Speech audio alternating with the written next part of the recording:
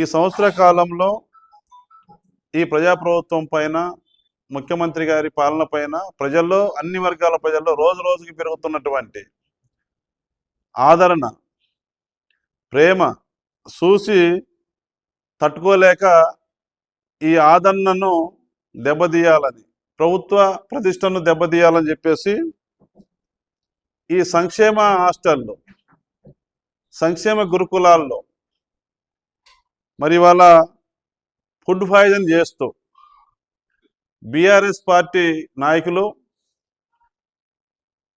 RS Praveen Kumar గారు ఈ food పాయిజన్కు సంబంధించి భారీ కుట్రకు తెలంగాణ రాష్ట్ర వ్యాప్తంగా తెరలేపారు.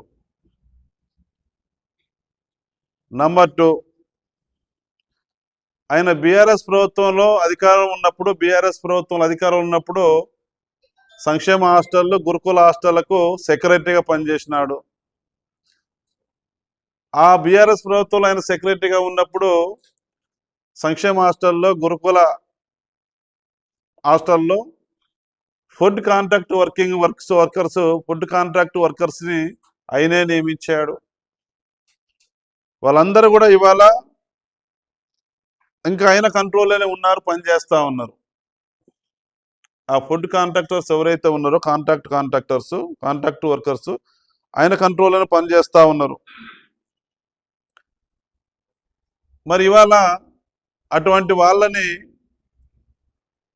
ఎండబెట్టుకొని ఆయన మాట నమ్ముతా ఉన్నారు. కాబట్టి ఈ ప్రభుత్వం చేస్తున్నటువంటి అభివృద్ధి సంక్షేమ కార్యక్రమాల పట్ల అన్ని వర్గాల ప్రజల్లో ఆదరణ చూసి తట్టుకోలేక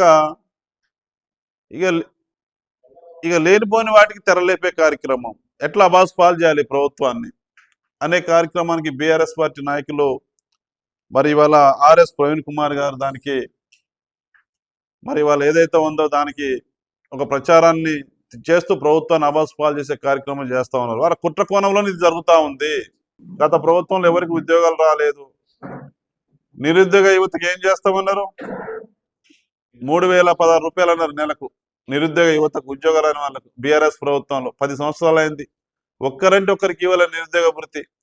ఇవాళ నిరుద్యోగులు ఏం చేసిన 10 సంవత్సరాలు? నిరుద్యోగుల్ని ఉద్యోగాలు ఇవ్వకుండా, ఉపాధి కల్పించకుండా, వాళ్ళ శక్తిని, మానవ వనరులని తెలంగాణ అభివృద్ధి కోసం, సమాజం కోసం ఉపయోగించుకోకుండా ఏం చేసింది వాళ్ళని? మరి ఇవాళ ఆ రోజున ఏదైతే ఉందో డ్రగ్స్కి అలవాటు చేసింది, యువతని గంజాయికి అలవాటు చేసింది. ఈ పినపాక నియోజకవర్గంలో గంజాయిని పెంచి పోషించారు కొంతమంది పెద్దలు, బీఆర్ఎస్ పెద్దలు. వాళ్ళ క్యాడర్లు కూడా కొన్ని దొరికారు, అడ్డంగా దొరికారు. గంజాయి డెవలప్మెంట్ అయింది ఈ నియోజకవర్గంలో, దందాలు డెవలప్మెంట్ అయినాయి, రాష్ట్రంలో డ్రగ్స్ డెవలప్మెంట్ అయింది. సందులకు గొంతులకు ఏడ చూసినా బెల్ట్ షాపులు ఎక్కువ అయిపోయినాయి. ఇక యువత పరిస్థితి అట్లా చేసినారు, నిర్వీర్యం చేశారు యువత శక్తిని. ఆ పాపం బీఆర్ఎస్ పెద్దలది, బీఆర్ఎస్ పాలకులది. నిరుద్యోగ యువత ఉసురు తగిలింది ఆ ప్రభుత్వానికి. అందుకనే ఫామ్ హౌస్కి పరిమితమైనారు. ఇవాళ చదువుకున్న యువత, అన్ని వర్గాల్లో ఉన్నటువంటి చదువుకున్న యువత ఉద్యోగం రాలేదని ఆందోళన వద్దు, ఏరే ఆలోచనలు చేసుకోకండి, మీరు ధైర్యంగా ఉండండి. మీకు అండగా ప్రజాప్రభుత్వం ఉంది, మన ముఖ్యమంత్రి రేవంత్ రెడ్డి గారు ఉన్నారు. ఎట్లుందంటే 10 సంవత్సరాలు ఏం చేయలేదు, చేతగారు అప్పుల పాలు చేసినారు, దోచుకున్నారు, అవినీతిమయం అయిపోయింది, గంజాయమయం అయిపోయింది, డ్రగ్స్ మయం అయిపోయింది, కుటుంబ పాలన జరిగింది. అది ప్రజలందరికీ తెలిసి బుద్ధి చెప్పారు. ఇప్పటికైనా నిరాధారమైనటువంటి మాటలు మాట్లాడొద్దు, ప్రజల కోసం మాట్లాడండి, తెలంగాణ సమాజం కోసం మంచి సూచనలు ఉంటే చేయండి. ప్రభుత్వానికి తప్పనిసరి ప్రభుత్వం తీసుకుంటుంది, ఆ వైపుగా ప్రభుత్వం కూడా ముందుకెళ్ళొద్ది. మీరెన్ని అడ్డంకులు శ్రీకాకులు సృష్టించాలన్నా ప్రభుత్వం స్ట్రాంగ్గా ఉంది, ముఖ్యమంత్రి గారు క్యాబినెట్ స్ట్రాంగ్గా ఉన్నారు. ప్రజలకు ఏం చేయాలనుకున్నాం అది చేయడానికి ప్రభుత్వం సిద్ధంగా ఉంది.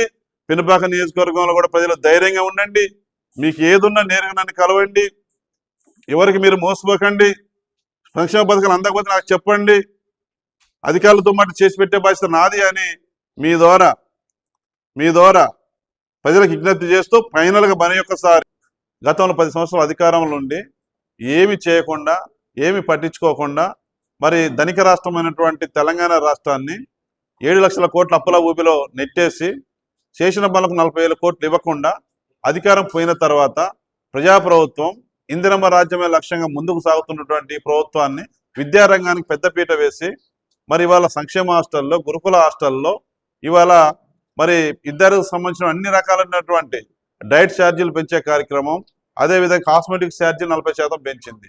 ఇవన్నీ చూసి తట్టుకోలేక రాజకీయంగా ఈ ప్రజాప్రభుత్వాన్ని ఎదుర్కోలుకునే దమ్ము ధైర్యం లేక బీఆర్ఎస్ నాయకులకు మరి ఇవాళ ఏ రకంగా సరే ఈ ప్రభుత్వాన్ని అబాస్ పాలు చేయాలా, ప్రజల్లో పలసం చేయాలా, ప్రజల్లో చిన్నబుచ్చాలా, ప్రజల్లో వ్యతిరేకత తీసుకురావాలని చెప్పేసి వాళ్ళ స్వార్థం కోసం, వాళ్ళ రాజకీయాల కోసం బీఆర్ఎస్ నాయకుడు ఆర్ఎస్ ప్రవీణ్ కుమార్ బీఆర్ఎస్ ప్రభుత్వం అధికారంలో ఉన్నప్పుడు మరి గురుకులాలకు సెక్రటరీగా ఉన్నాడు, సంక్షేమ హాస్టల్ సెక్రటరీగా పనిచేసినాడు. ఆ రోజున ఆయన ఆధీనంలో ఆయనకు నచ్చిన మనుషులకు ఫుడ్ కాంట్రాక్ట్ వర్కర్స్ పనులను నామినేషన్ పద్ధతుల్లో ఆ పార్టీకి సంబంధించిన వాళ్ళు, ఆయనకు సంబంధించిన వాళ్ళని పెట్టుకొని ఇవాళ మరి ఆ సంగతి ప్రజలందరికీ తెలుసు. వారు ఈ రోజుకి ఆయన మాటే వింటా ఉన్నారు. నామినేషన్ పద్ధతిలో నియమించాడు వాళ్ళకి నచ్చిన మనుషులకు, వాళ్ళ దగ్గర మనుషులకు. ఇవాళ ఏంటంటే దీనికి ఫుడ్ పాయిజన్, దీనికి తెరలేపారు. ఫుడ్ పాయిజన్ అనే దాంట్లో దాన్ని ఇవాళ రాష్ట్ర వ్యాప్తంగా విద్యార్థులు వాళ్ళు ఉన్నప్పుడు ఏదో ఎలిగిచ్చారు, అదేదో పొడిచారు అని చెప్పుకుంటున్నారు.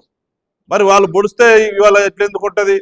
అయినా సరే ఈ సంవత్సర కాలంలో విద్యారంగానికి సంబంధించి అనేక రకాలుగా ప్రభుత్వం అన్ని రకాల చర్యలు చేపడతా ఉంది. విద్యార్థులు సంతోషంగా ఉన్నారు, విద్యార్థుల తల్లిదండ్రులు సంతోషంగా ఉన్నారు. ఫుడ్ పాయిజన్ అనే దానికి తెరలేపి ఇవాళ బదనాం చేయాలా, ప్రభుత్వాన్ని బదనాం చేయాలా, ప్రజల్లో చెడ్డ పేరు తీసుకురావాలా, పెరుగుతున్న ఆదరణకు ఫుల్ స్టాప్ పెట్టాలని చూస్తా ఉన్నారు. దాన్ని తీవ్రంగా ఖండిస్తా ఉన్నాం. దీనికి ఎవరైతే ఫుడ్ పాయిజన్ సంబంధించి మరి దీనికి ఈ రోజువారీగా హాస్టల్ అది జరుగుతా ఉంది, ఇది జరుగుతా ఉందని దాన్ని చేసే వాళ్ళు ఎవరో, దాని వెనకాల ఎవరున్నారో త్వరలోనే బయటపడుద్ది. ఈ ప్రభుత్వం కూడా సీరియస్గా ఉందనే విషయాన్ని ఈ సందర్భంగా నేను తెలియజేస్తా ఉన్నా. ప్రజలందరూ కూడా గమనించాలని కోరుతా ఉన్నాను.